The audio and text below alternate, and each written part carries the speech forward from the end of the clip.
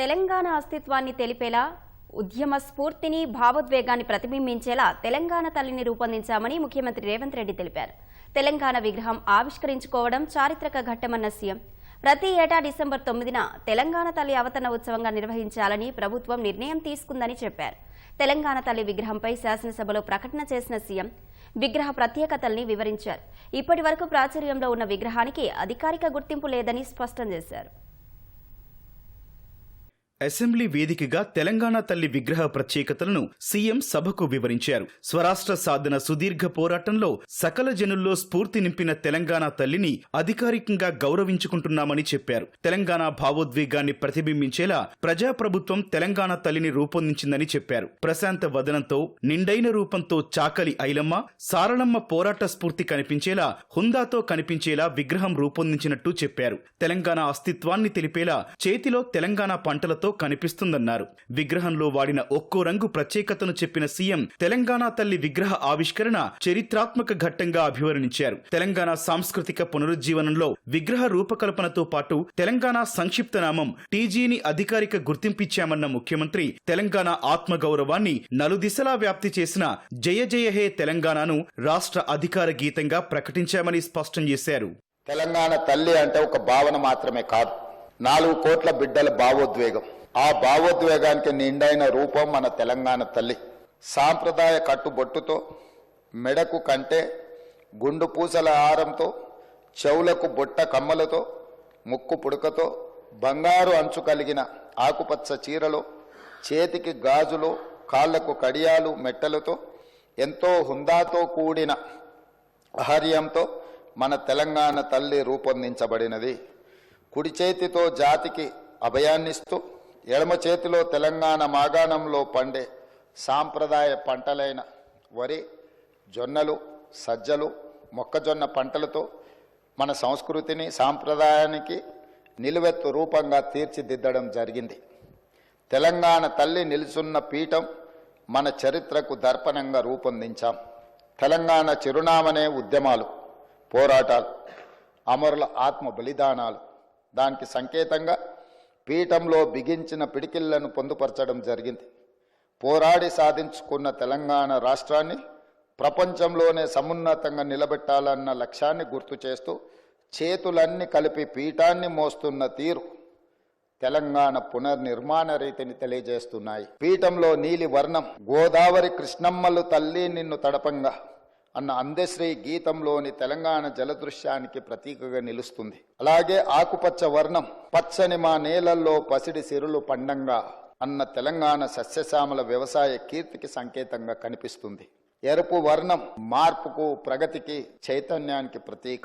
బంగారు వర్ణం శుభానికి, ఐశ్వర్యానికి, సమృద్ధికి నిదర్శనంగా నిలబడుతుంది. తెలంగాణ తల్లి కేవలం విగ్రహం మాత్రమే కాదు, ఆత్మగౌరవ ప్రతీక, మన అస్తిత్వ పతాక, మన జీవన గమనాన్ని నిర్దేశించే దీపిక, మన భవిష్యత్ కర్తవ్యాన్ని నిరంతరం గుర్తు చేసే విధాత. అందుకే ఇకపై ప్రతి ఏటా డిసెంబర్ 9 నాడు తెలంగాణ తల్లి అవతరణ ఉత్సవం అధికారికంగా నిర్వహించాలని ప్రజాప్రభుత్వం నిర్ణయం తీసుకున్నది.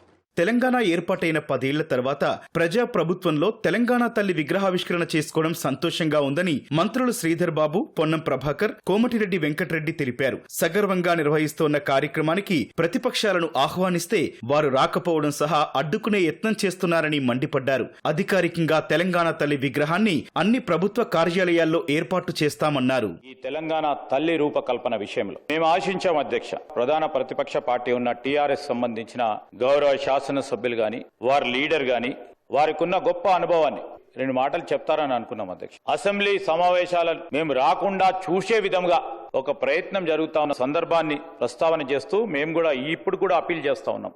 యావత్ జాతికి నిలువుటద్దంగా నిలబడే ఒక విగ్రహ రూపకల్పనతో పాటు ఆవిష్కరణ చేసే రోజు ఇది. చరిత్రలో నిలిచిపోయే రోజు. బేషిజాలను పక్కన పెట్టండి, ఈ ఒక్క రోజు రాజకీయాలను పక్కన పెట్టండి, మీరు అందరు రావాలని కోరుతా ఉన్నాం. 10 సంవత్సరాల నుంచి వాళ్ళు అధికారికంగా తెలంగాణ తల్లిని ఎందుకు తీసుకురాలేదని అడుగుతా ఉన్నాం. ఈరోజు మా ప్రభుత్వం తీసుకుంటుంటే ఏదో మేము మార్చినాము మీరు దయచేసి పొరపాటు ఉండద్దు.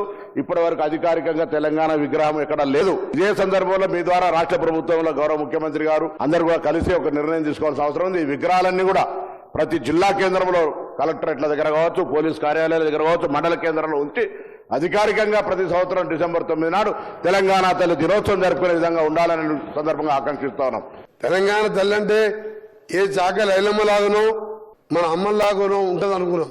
కానీ వజ్ర వైఢూర్యాలతో చూసిన తర్వాత మా గౌరవ ముఖ్యమంత్రి గారు మేధావులతో చర్చించి ఒక నిర్ణయం తీసుకొని ఈరోజు మనం తల్లిని చూసేటట్టే అలాంటి విగ్రహాన్ని ఈరోజు ఆవిష్కరించుకోబోతున్నాం. తెలంగాణ తల్లి విగ్రహ మార్పుపై విపక్ష పార్టీలు భిన్న స్వరాలు వినిపించాయి. అన్ని పక్షాలతో చర్చించాల్సిందని, తెలంగాణ తల్లి విగ్రహంలో బతుకమ్మ ఎత్తుకున్నట్లుంటే బాగుండేదని బీజేపీ ఎమ్మెల్యే పాయల్ శంకర్ అభిప్రాయపడ్డారు. సెప్టెంబర్ 17ను సైతం అధికారికంగా నిర్వహించాలని సిపిఐ ఎమ్మెల్యే కూనంనేని సభావేదికగా కోరారు.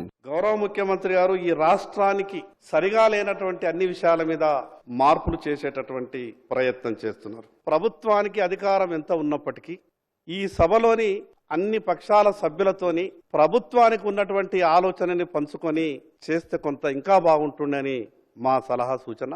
అదేవిధంగా మాకు అనిపించింది విగ్రహంలో తెలంగాణ తల్లి తలపై బతుకమ్మ ఉంటే బాగుంటుండేనేమో అని కొంత ఆలోచన మాకు అనిపించింది. సామాన్యులకు అందుబాటులో ఉండే రూపమే తల్లి రూపం. హస్తం అంటే వారు అభయహస్తం ఉన్నారు, నేనేం ఆశీస్సులు అంటున్నాను. ఒక తల్లిగా ఆశీస్సులు ఇస్తా ఉన్నారు.